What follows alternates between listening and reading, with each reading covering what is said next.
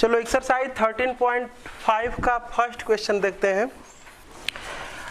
कह रहा है एक पासे को 6 बार उछाला जाता है, यदि पासे पर विषम संख्या प्राप्त होना एक सफलता है तो निम्नलिखित की प्रायिकताएं ज्ञात की। देखो इसमें ऐसा नहीं है कि हम लोग को 6 बार फेंकना है तो 6 बार के लिए सैंपल स्पेस बनाए। मैंने कहा था कि एक बार फेंकने पर जो सफलता या असफलता की बात करेंगे वो हर बार फेंकने पर सफलता असफलता की प्रायिकता वही आएगी। तो एक बार फेंकने पर क्या सफलता मिलती है क्या असफलता मिलती है तो मैं वहां पर इसकी पहले बात कर लेता हूँ। एक पासे को कितना बार उछाला गया है? 6 बार। तो जो 6 है वह क्या है? ट्रायलों की संख्या n बराबर, तो यहाँ पर मैं लिखता हूँ कि चूंकि n बराबर कितना है? 6। आगे बढ़ता हूँ। यदि पासे पर विषम संख्या प्राप्त होना एक सफलता है तो सफलता क्या है? तुम जानते हो कि जब पासे को हम फेंकते हैं, तो कुछ एक पासे को एक बार फेंकते हैं तो 1 2 3 4 5 6 ये कुछ एलिमेंट आते हैं। तो विषम संख्या आने को सफलता माना हुआ है। तो सपोज कर लो कि मैं एक ये इवेंट कर रहा हूं कि जो ए है वो है 3 5 1 3 5, राइट? तो इसकी प्रोबेबिलिटी क्या हो जाएगी? 3/6 यानी कि 1/2। यहां पर लिखता हूं P बराबर क्या है? सफलता की प्रायिकता। ये सफलता की प्रायिकता है ना। असफलता की प्रायिकता तुम बता सकते हो कि सफलता कब माना जा रहा है? जब विषम संख्या आती है तो विषम संख्या आएगी तो 1 3 5 यानी कि 3 एलिमेंट है और सैंपल स्पेस में टोटल एलिमेंट 6 है। तो क्या हो जाएगा? 3/6 यानी कि 1/2, तो बराबर हो जाएगा 1/2 के। अगर मैं पूछूंगी तब बताओ तब Q बराबर क्या हो? Q का मतलब असफलता। वो विषम आता है उसको सफलता माना गया है, तो सम आएगा तो क्या माना जाएगा? असफलता माना जाएगा। तो असफलता Q की प्रायिकता कितनी हो जाएगी? ये भी 1/2। वैसे भी P प्लस Q बराबर 1, तो Q बराबर 1 माइनस 1/2। समझ पा रहे हो ना? तो 1 माइनस 1/2 बराबर भी कितना हो जाएगा? 1/2। तो P मिल गया, Q मिल गया और N मिल गया। यही तो हमको जरूरत है। क्या होता है? NCRP to the power R Q to the power N minus R, यही ना होता है प्रोबेबिलिटी निकालने के लिए। तीन ही चीज की जरूरत है, तीनों मिल गया। अब देखते हैं कि वो पूछ क्या रहा है हमसे। फर्स्ट पूछ रहा है कि तथ्यता कह रहा है कि एक सफलता है तो निम्नलिखित की प्रायिकताएं ज्ञात कीजिए। फर्स्ट तथ्यता 4 सफलताएं, मतलब कि 4 सफलता आती है। मतलब एक सिक्के को हम 6 बार जब फेंक रहे हैं तो 4 बार हमको क्या मिलती है? सफलता मिलती है। इस बात की प्रायिकता क्या होगी? तो यहाँ पर R की वैल्यू तब कितनी हो जाएगी? 4। तो लिखेंगे इसलिए A में A बराबर R बराबर 4, इसलिए क्या 4 सफलता की प्रायिकता, 4 सफलता की प्रायिकता बराबर कितना हो जाएगा? 6C4। समझ पा रहे हो ना? टोटल 6 ट्रायल किया गया है, 4 बार सफलता मिलती है तो 6C, इसी का प्रयोग करेंगे NCRP to the power R Q to the power N minus R का। तो 6C4 और P का मतलब क्या? यही है P। तो 1/2 टू दी पावर ये लगेगा 4 और फिर 1, क्योंकि मैं यहाँ पर तो 1/2 दोनों सेम है। कहीं अलग सफलता असफलता की प्रायिकताएं अलग अलग होंगी तो ये पावर अलग अलग होगा। तो मतलब कि हमारे कहने का है कि 1/2 और 1/2 यहाँ पर एक ही चीज है। तो इस पर 4 लगाएं पावर, चाहे इस पर पावर 4 लगाएं, तुम्हारे दिमाग में ये बात आ सकती है। उसी को दूर करने के लिए कह रहा हूँ कि कभी कभी ये दोनों सेम ही नहीं रहेंगे। तो इस पर पावर कितना हो जाएगा? 6 - 4 का मतलब 2। अरे 6 - 4 का मतलब 2। 6C4 तो 6C2 के इक्वल होता है। 6C4 बराबर 6C2 क्या है? ये कॉम्प्लीमेंट्री कॉम्बिनेशन। तो ये हो जाएगा 6C 2 और 1/2 तो देख रहे हो ना, तो ये 6 पावर कर दे रहे हैं, देखो ये 4 पावर और ये 2 पावर, तो 1/2 टू द पावर 6 पावर, ठीक है ना इतना।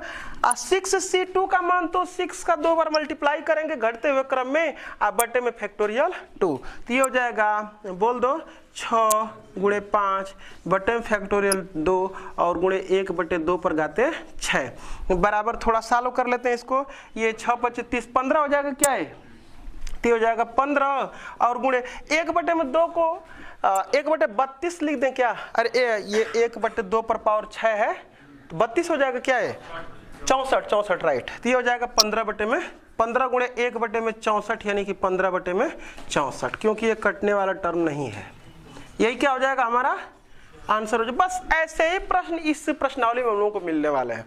और एक बात और कर लेते हैं कि हमने ये फार्मूला अप्लाई ही क्यों किया, तो क्योंकि हम जो ट्रायल कर रहे थे वो बार बार ये पासे को उछालने का वो एक बर्नौली, जब एक को बार बार हम क्या करें फेंकें, एक सिक्के को चाहे एक पासे को, तो बर्नौली ट्रायल होता है, चारों केसों को अप्लाई करता है। परीक्षण स्वतंत्र होते हैं, परीक्षणों की संख्या परिमित थी, प्रत्येक परीक्षण में 2 ही परिणाम थे, सफलता या असफलता, और हर परीक्षण में सफलता या असफलता की जो प्रायिकताएं थी वो बराबर। देखो ना, ये पहले परीक्षण में सफलता की प्रायिकता 1/2 है, तो दूसरे में भी 1/2 ही लेंगे, तीसरे में भी वही रहेगा, चौथे में भी वही रहेगा, तो इसलिए हम इस फार्मूले से इसको लगा लिए हैं। अगर ऐसी कोई केस रहती कि बर्नौली ट्रायल 1 नहीं होता तो मैं ऐसे नहीं लगाता।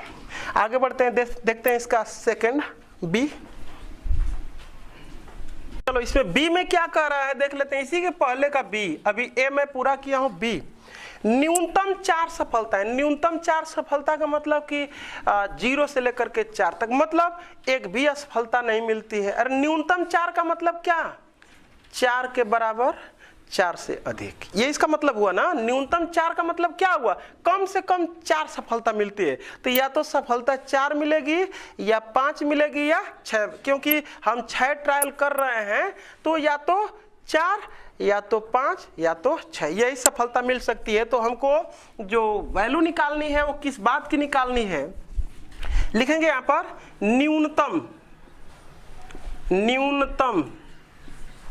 4 सफलता, न्यूनतम 4 सफलता की प्रायिकता, न्यूनतम 4 सफलता की प्रायिकता बराबर प्रोबेबिलिटी कब, जब x की वैल्यू 4 आती है। अरे 4 5 6 4 बार सफलता मिल सकती है, 5 बार मिल सकती है, 6 बार अधिकतम मिल सकता है, क्योंकि 6 ही ट्रायल किया गया है। प्लस P x बराबर कितना 5 प्लस प्रोबेबिलिटी ऑफ x बराबर, इससे कुछ तो अधिक नहीं ना होगा। आगे बढ़ते हैं, हल कर देते हैं इसको। इसका मतलब क्या है कि जो हमको r की वैल्यू लेनी है वह 4 लेना है। यहाँ पर r का मान 5, यहाँ पर r का मान 6, तो इसके लिए हो जाएगा n की वैल्यू तो 6 है, तो 6c4 और p टू द पावर 4 यानी कि 1/2 टू द पावर, पहले चाहे तो फार्मूला को यहाँ पर लिख करके समझ सकते हैं, NCR p to the power r q to the power n minus r, तो 6c4 और 1/2 टू द पावर 4, और ये भी तो वही रहेगा। तो बताओ ना, बस डायरेक्टली घटा लो, इसमें 6 में 4 बार ये हमको सफलता मिली है, तो 2 बार क्या मिलेगी असफलता मिलेगी, प्लस 6c5 और 1/2 टू द पावर 5 और 1/2 टू द पावर 1 कर लेते हैं, 5 बार सफलता मिलेगी तो 1 बार असफलता मिलेगी, प्लस 6 और 1/2 टू द पावर 6, अगर 6 बार सफलता मिल जाएगी तो हमको 0 बार असफलता मिलेगी, यानी कि 1/2 टू द पावर 0 बराबर 6c4 को तो 6c2 लिखा जा सकता है, तो वही आएगा फिर एक बार 15, अभी हल किए थे हम लोग, तो इसकी वैल्यू आई थी 15/64, तो चलो मैं डायरेक्टली इसको भाई लिख लिया 15/64, और नहीं अगर लिखता हूं तो देखो क्या हमको मिलेगा, इसकी वैल्यू बस लिखो ना, इसकी 15 होगी ना, तो इसको मैंने 15 लिख लिया, प्लस ये देखो 1/2 to the power 6, 1/2 to the power 6, 1/2 to the power 6 को मैं कॉमन कर लूंगा, इसलिए मैं लिखा हूं, प्लस यहां से बोल दो 6c5 का मतलब 6c1 की वैल्यू 6, तो ये हो जाएगा 6, प्लस यहाँ 6c6 का भी मान 1 ही होता है। 6 बराबर 1, तो ये हो जाएगा कितना 1, और इंटू 1/2 टू द पावर 6। समझ पाए हमारी बात को? तो 15 6 21 1 22 हो जाएगा, और 22 गुणे ये 1/64, इसको काट लेंगे अगर 2 से तो 11 हो जाएगा, और ये क्या हो जाएगा 32 आंसर दे लेते हैं। तो कोशिश ये करें कि थोड़ा हमारा गणना हो, जो कैलकुलेशन करना है वो आसानी से हो जाए। बढ़ते हैं, इसमें एक और प्रश्न है सी, उसको भी देख लेते हैं। अधिकतम 4 सफलताएं की बात करें, अधिकतम 4 का मतलब क्या हो गया? अधिकतम 4 का मतलब क्या? 0 से लेकर के 4 तक, 4 से अधिक नहीं। तो देखते हैं ये जो पूछ रहा है, यहीं पर बस मैं लिख दूंगा क्या, अधिकतम 4 सफलता की प्रायिकता, अधिकतम 4 सफलता की प्रायिकता बराबर, अधिकतम 4 का मतलब 4 से अधिक नहीं। तो क्या होगा यहाँ पर, पहले मैं उसको लिखता हूं, ये लिख लेंगे तो हमको आसानी से क्या करेंगे कि आसानी से प्रोबेबिलिटी लिखी जा सकती है। तो ये पी एक्स बराबर 0 मतलब कि क्या, आर का मान, अरे एक्स ही न, एक्स के ही जो मान थे वही ना आर लिया गया था। तो एक्स बराबर 0 पर प्रोबेबिलिटी प्लस एक्स बराबर 1 पर प्रोबेबिलिटी प्लस एक्स बराबर 2 पर प्रोबेबिलिटी प्लस एक्स बराबर 3 पर प्रोबेबिलिटी प्लस एक्स बराबर और कुछ, यहीं तक ना। अब जरा देख लो, तुमको लगेगा कि बहुत अब हमको काम ज़्यादा करना है, तो थोड़ा सा मैं तुमको बताता हूँ। ये बताओ कि हम एक जब सिक्के को फेंक रहे थे कितना बार फेंक रहे थे? 5 को 6 बार फेंक रहे थे। 6 बार में से सफलता अधिकतम हमको कितनी मिल सकती है? 6 बार सफलता मिल सकती है। तो इसका मतलब कि 0 से लेकर के अगर मैं 6 तक लिख लेता हूं यहाँ पर, मतलब कि पी एक्स बराबर मैं 5 लिख लेता हूं और प्लस पी एक्स बराबर क्या लिख लेता हूं, 6 लिख लेता हूं। तो तुम बता सकते हो कि यहां से यहां तक का सम कितना होगा? 1, राइट। कल ये भी बात की गई थी इसकी।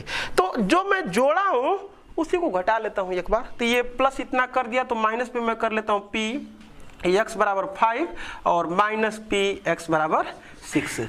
तो मैं करूंगा क्या कि अब यहां से यहां तक का मान तो 1 लिख लूंगा, और ये वैल्यू देखो हो जाएगी 1 माइनस पी एक्स बराबर 5 और माइनस पी एक्स बराबर 6। अब थोड़ा छोटा हुआ, वैल्यू पुट कर लेते हैं 1 माइनस ये x का मान अगर हम 5 लेंगे तो इसका मतलब क्या, 6c5 और p to the power 5, p का मतलब 1/2 टू दी पावर 5, यानी कि 5 बार सफलता हमको मिलती है।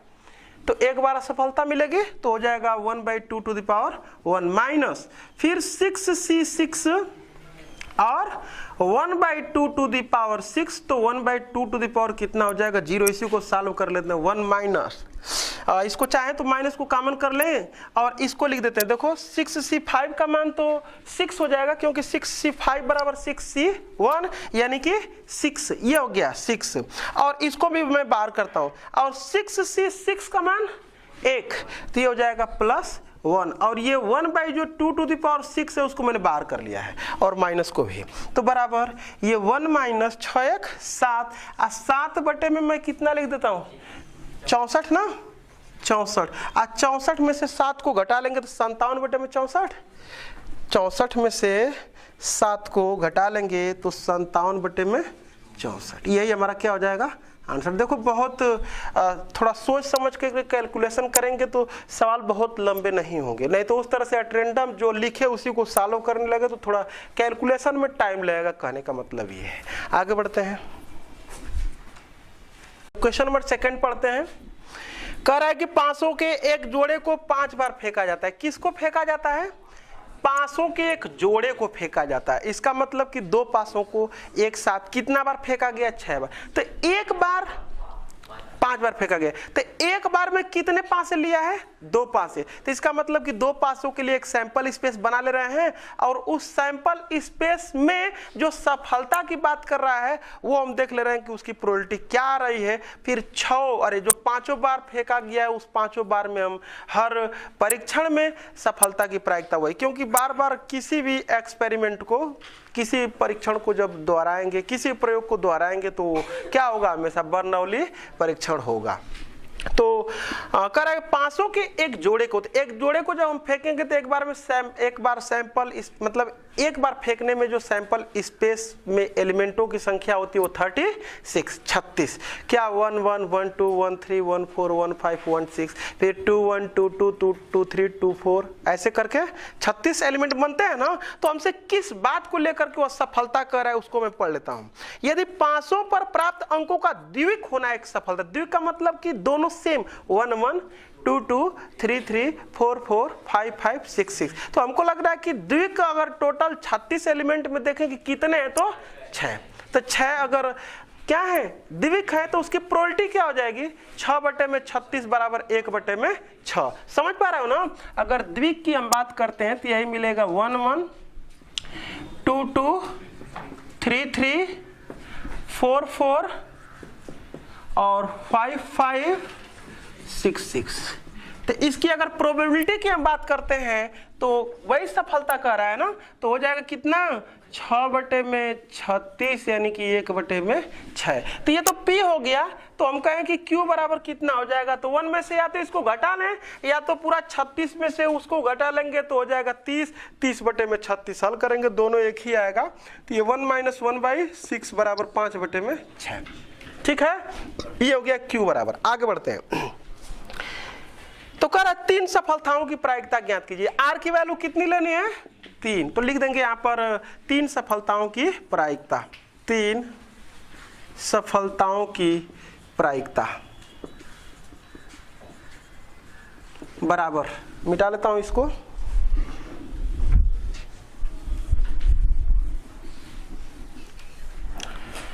हाँ, तो R का मान 3 लेना है। यहाँ पर टोटल जो है वो 5C3 और P की वैल्यू 1/6। अगर हम क्या करते हैं कि यहाँ पर NCR फार्मूला P⁻R और Q⁻n-R लिख लेते हैं। तो N की वैल्यू 5 और R की वैल्यू 3, P की वैल्यू 1/6⁻3। और जब 3 बार हमको सफलता मिली है तो 2 बार असफलता मिलेगी, चाहे घटा भी लेंगे तो भी वही बात है। तो ये हो जाएगा 5/6 पर पावर कितना हो जाएगा 2। इसी को सॉल्व कर लेते हैं। 5C3 तो 5C2 के इक्वल होगा, ठीक है ना। तो ये 5C2 का मतलब कि 5 × 4 और बटे में फैक्टोरियल 2 और ये 1/6⁻³ है। तो इसको हम क्या कर लेते हैं ऐसे 1/6⁻³ कर दे रहे हैं और इनटू इसको 5 का स्क्वायर बटे में 6 का स्क्वायर। समझ पा रहे हो हमारी बात को। तो ये तो 5 × 20 ये 10 हो जाएगा 10 और गुणे इसको लिख देंगे कि ये 5 का स्क्वायर बटे में 6 पर घाते 5। देख पा रहे हो, ठीक है ना। ये अब ना हो तो इसको काटने के लिए इसमें से एक और 6 को निकाल लेते हैं। तो ये बराबर ये 10 और गुणे ये 5 × 5 = 25, ये तो कटेगा नहीं तो ये 5 × 5 = 25 हो जाएगा। एक 6 को निकाल लेते हैं और एक 6 पर घाते हम 4 कर देते हैं। कोई दिक्कत नहीं ना यहाँ तक। बराबर 2 × 3 = 6 और 2 × 5 = 10। तो 5 × 5 = 25, अरे ये 25 × 5 = 125 हो जाएगा ऊपर, और नीचे हो जाएगा 6 का 4 बार गुणा कर देंगे फिर 3 6 1296 × 3। ठीक है, देख लेना उसको। 3 × 6 = 18 और 3 × 9 = 7 कितना ऐसा कुछ आंसर दे लेंगे। देख लो, कोई जरूर नहीं है कि इतना ही आंसर दिया हो। यहीं पर मतलब सी के फॉर्म में NCR के फॉर्म में छोड़ भी देता है कई बार। तो हम पूरा हल कर दें, जब तक हल होने लायक है तब तक कर दे रहे हैं। जब बहुत लंबा आंसर आने वाला होगा तो छोड़ लेंगे हम भी सी के ही फॉर्म में। देखते हैं अगला प्रश्न, क्वेश्चन नंबर 3 पढ़ते हैं। कह रहा है वस्तुओं के एक ढेर में 10% त्रुटि युक्त वस्तुएं हैं। 10% त्रुटि युक्त वस्तुएं हैं। इसकी क्या प्रायिकता है कि 8 वस्तुओं के एक प्रतिदर्श में से एक से अधिक त्रुटि युक्त वस्तुएं नहीं। समझे जरा सा।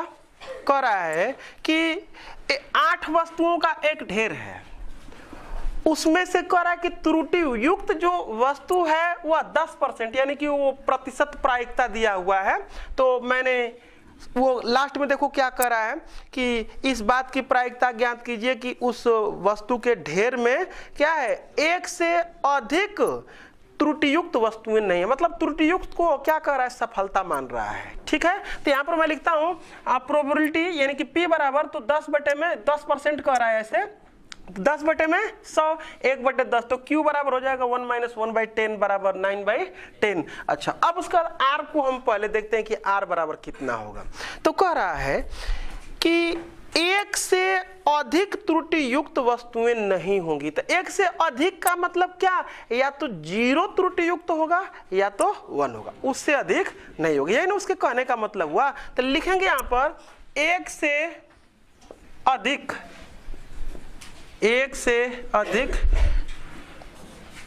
त्रुटियुक्त, एक से अधिक त्रुटियुक्त वस्तु न हो, एक से अधिक त्रुटियुक्त वस्तु न होने की प्रायिकता बराबर, लिखता हूं इधर, क्या हो जाएगा, P प्रोबेबिलिटी ऑफ x बराबर 0 आप प्लस प्रोबेबिलिटी ऑफ x बराबर 1। समझ पाया नो, एक से अधिक त्रुटियुक्त नहीं है, मतलब कि 0 त्रुटियुक्त 1 त्रुटियुक्त, इससे अधिक नहीं। तो इसी को हमें अब सॉल्व कर लेना है, तो लिख लेते हैं यहाँ पर। अब क्या हो जाएगा, 8 है ना, तो 8C0 और P की वैल्यू बोल दो वहां से 1/10⁻0 और ये 9/10⁸ प्लस 8C1 और 1/10⁻1 और 9/10�7। समझ पा रहे हो क्या हमारी बात को? हल कर लेते हैं इसको। 8C0 का मान कितना हो जाएगा, 1। 8C0 का मान 1 और ये भी 1, तो बस बचेगा 9/10⁸ आप प्लस 8C1 का मान तो 8 हो जाएगा, ये 8। अच्छा, अब उसके बाद ये 1/10 लिख लेता हूं मैं और ये 9/10⁷ तो देखो 9/10�7 तो कॉमन दिख रहा है हमको, तो यहाँ पर 9/10⁷ को अगर मैं कॉमन कर लूंगा तो यहाँ बचेगा 9/10, देख पा रहे हो, तो ये हो जाएगा 9/10, यहाँ पर 1 बचेगा और प्लस ये हो जाएगा 8/10। मैं काट नहीं रहा हूं इसलिए कि वो हर समान है, जल्दी से सॉल्व हो जाएगा। तो 9 × 17/10 और ये गुणे 9/10 पर घाते 7। चाहे तो यहीं पर उत्तर दे दें और नहीं तो बहुत करेंगे तो ये 10 पर घाते 8 कर लेंगे, 9 पर घाते 7 कर लेंगे, फिर 17 को अलग कर लेंगे, तो कोई बहुत लंबा टर्म मिलेगा मल्टीप्लाई करेंगे तो इसलिए आंसर देखो ऐसे भी छोड़ा जा सकता है। ये 17 और गुणे 9 पर घाते 7 और बटे में 10 पर घाते 8, ऐसे भी छोड़ा जा सकता है। तो यहीं पर भी छोड़ देंगे तो भी कोई बात नहीं है। आगे बढ़ते हैं, क्वेश्चन नंबर 4 पढ़ते हैं। 4 में भी 3 सवाल है, पहले सवाल को पढ़ते हैं तब लगाते हैं। 52 ताश के पत्तों की एक भली भांति फेंटी गई गड्डी में से 4 पत्ते उत्तरोत्तर प्रतिस्थापन से, जब तक वो प्रतिस्थापन नहीं कहेगा, देखो ताश के गड्डी में से पत्ते हम निकालेंगे और निकालने के बाद उसमें रखेंगे नहीं, तब तक वो हमारा बर्नौली ट्रायल नहीं होगा, तब तक हम इस मेथड से उसको नहीं लगा सकते हैं। निकालने के बाद उसमें रख करके ही दूसरा पत्ता निकालेंगे तभी वो बर्नौली ट्रायल होगा, अन्यथा नहीं। किसी थैले से अगर हम गेंद निकाल करके उसमें रख दे रहे हैं तब वो हमारा बर्नौली ट्रायल है कि निकाले रखे, और नहीं तो निकालते गए, खाली निकालते गए तो बर्नौली ट्रायल नहीं होगा। तो वो बर्नौली ट्रायल में हमको सवाल लगाने हैं, इसलिए उसी पर वो डिपेंड सवाल बस दे रहा है। 52 ताश के पत्तों की एक भली भांति फेंटी गई गड्डी में से 4 पत्ते उत्तरोत्तर प्रतिस्थापन सहित निकाले जाते हैं। इसकी क्या प्रायिकता है कि सभी 4 पत्ते ईंट के हैं? ठीक है, तो हमसे ये पूछ रहा है कि सभी चारों पत्ते किसके हैं? ईंट के हैं। अब जरा सा हम देखते हैं कि आखिरकार में पहला सवाल की हमको बात करनी है, तो किसको सफलता मान रहा है? कह रहा है कि ये सभी चारों पत्ते ईंट के पत्ते को क्या मान रहा है? सफलता मान रहा है। तो मैं अगर कहूं कि टोटल जो पत्ते होते हैं वह कितने होते हैं? 52।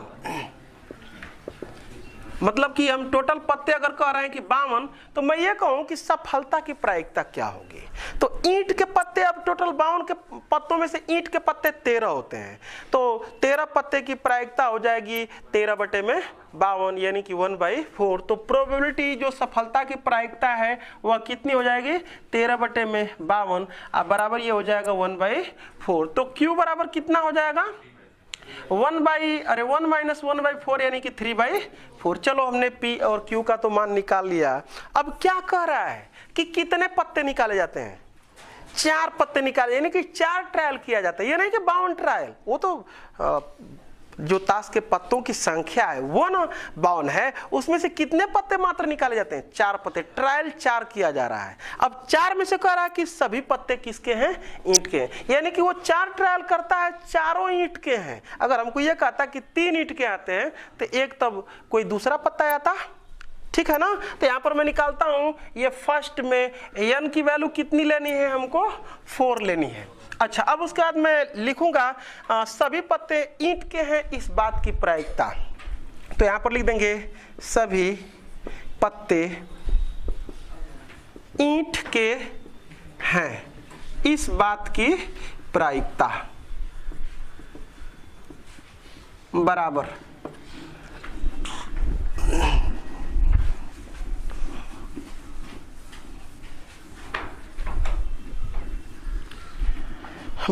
बताओ कितने ट्रायल लिए गए थे 4। तो n के जगह पर क्या लिख देंगे 4 और सभी पत्ते आते हैं, मतलब कि सब ऐसा नहीं कि उसमें से 2 पत्ते आते हैं, 4 पत्ते खींचे जाते हैं, चारों पत्ते किसके हैं ईंट के। तो 4C4 और यहां पर P पर भाई पावर P का मतलब 1/4 पर पावर कितना रहेगा 4 ना, और Q की वैल्यू 3/4 पर पावर कितना रहेगा 0। इसी को हल कर लेते हैं। तो 4C4 का मान 1 और ये हो जाएगा 1 तुम जान रहे हो 4 पर घाते 4 का मान कितना हो 4 चौके 16 चौके 64 256 होगा क्या बोलो। तो ये 1/256 ये पहले का आंसर हो जाएगा।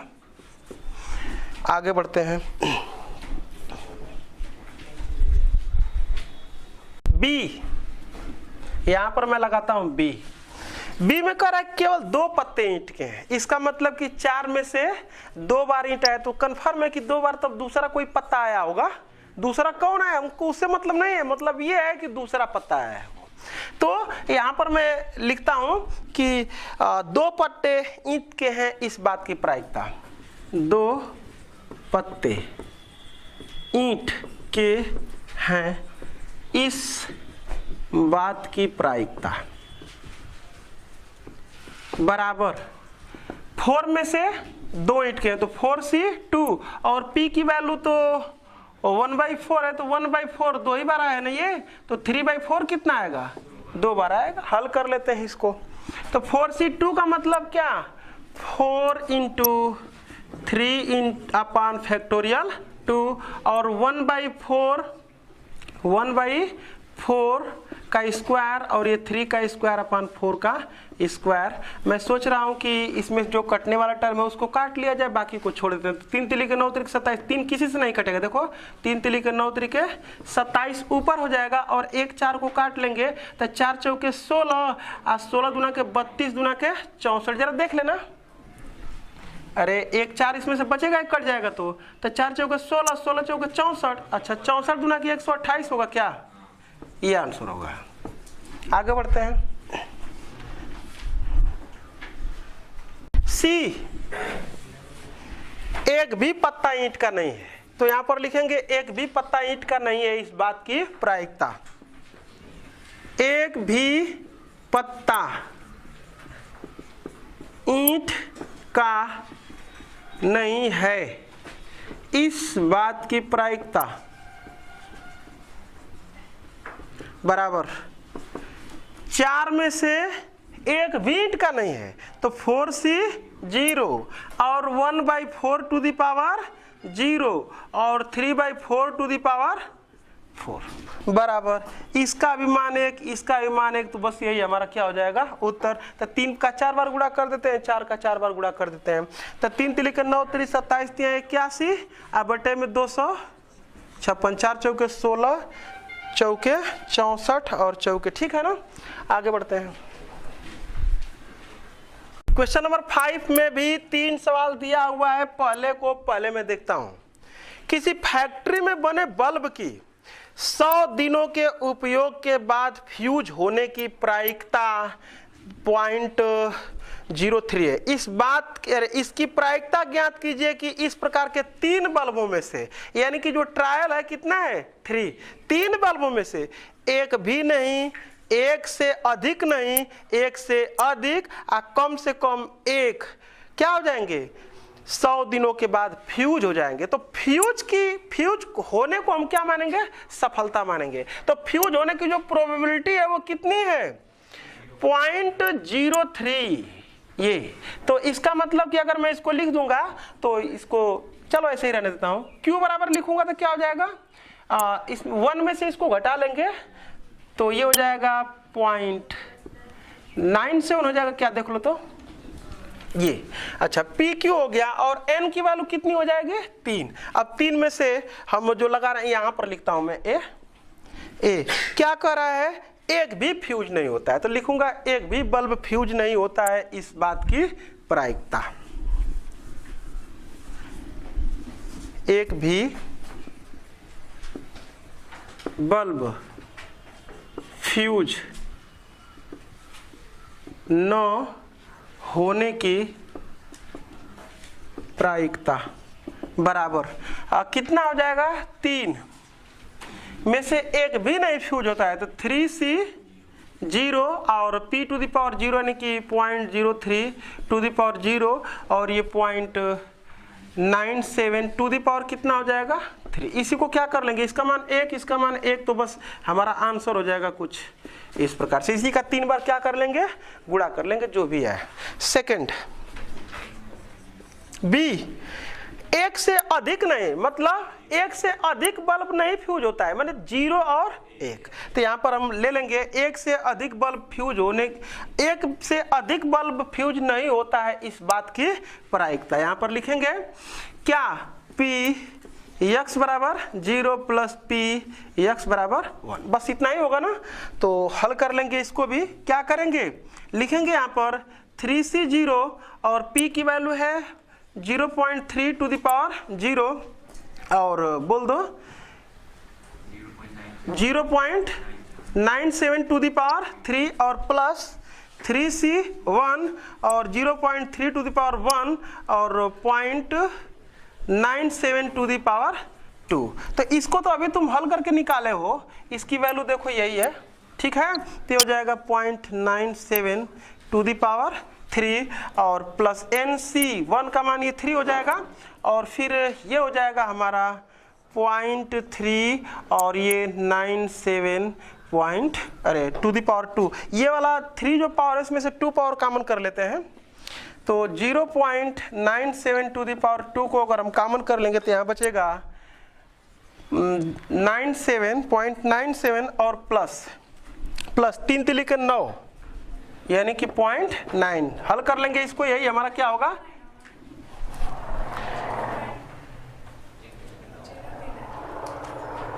कहीं कुछ मिस्टेक है क्या, सही है। तो ये इसको ऐड कर लेते हैं अब, ठीक है। तो ये हो जाएगा 0.97 का स्क्वायर और इसको जब जोड़ेंगे P का मान 0.03 है। अच्छा यहाँ पर लिखना है 0.03 लिखना है क्या, अच्छा तो यहाँ पर देख लो सही है ना, चलो कोई बात नहीं है, यहाँ पर मैं बना लिया, यहाँ पर बना लेता हूँ, अब सही है। तो यहाँ पर भी हो जाएगा, थोड़ा जहाँ छूटे तहाँ बोल दिया करो। ये निकल गया हमारा, तो 3 लिखे यहाँ पर, तब क्या लिखेंगे 0 9 ना, ये देख लो ये वाला पोर्शन, और इसमें से तो ये बाहर हो ही चुका है, तो अब ये जोड़ लेंगे इसको। तो ये हो जाएगा 9 7 16 और 9 1 10, जरा देख लेना, 9 7 16 को 6 हासिल 1 हो जाएगा और 9 1 10, ऐसा कुछ हो जाएगा। और इसी का इसमें क्या कर लेंगे, गुणा कर लेंगे, जो आएगा वही हमारा क्या होगा आंसर। एक और सवाल है, बस मैं हिंट कर दे रहा हूं, 2 सवाल है। एक से अधिक, इस बात की प्रायिकता हमको ज्ञात करनी है कि एक से अधिक बल्ब फ्यूज होता है। तो एक से अधिक की केस क्या हो जाएगी, जरा बोल दो। यहां पर मैं सी बताता हूं, यहां पर सी, एक से अधिक का मतलब क्या 1 2 3, यही ना, एक से नहीं, एक से अधिक, 2 और 3, तो ये निकाल लेंगे पी एक्स बराबर कितना, 2 और प्लस पी एक्स बराबर 3। हल कर लेंगे क्या इसको। अच्छा, और डी है, इसमें क्या कह रहा है कि कम से कम एक 100 दिनों के बाद फ्यूज होने की, कम से कम एक बल्ब क्या होता है, फ्यूज होता है। मतलब क्या है, 1 2 3, कम से कम एक का मतलब क्या, एक से कम नहीं, यानी कि 1 2 3। तो ये निकालेंगे, देखो पी एक्स बराबर 1 प्लस पी एक्स बराबर 2 प्लस पी एक्स बराबर 3। और इस चीज को ऐसे भी लिखा जा सकता है ना, इसमें देखो मैं कर दे रहा हूं कि पी एक्स बराबर 0, इसमें मैं ऐड कर दे रहा हूं और सब्ट्रैक्ट कर दे रहा हूं पी एक्स बराबर 0 को। तो यहां से ये सब्ट्रैक्ट करना है ना, तो यहां से यहां तक लेकर के वैल्यू क्या हो जाएगी, 1 हो जाएगी। तो 1 माइनस पी एक्स बराबर 0, ये हल कर लेंगे तो यही हमारा क्या हो जाएगा, इसका आंसर हो जाएगा। कर लेंगे ना, तो आगे देखेंगे अगले क्लास में।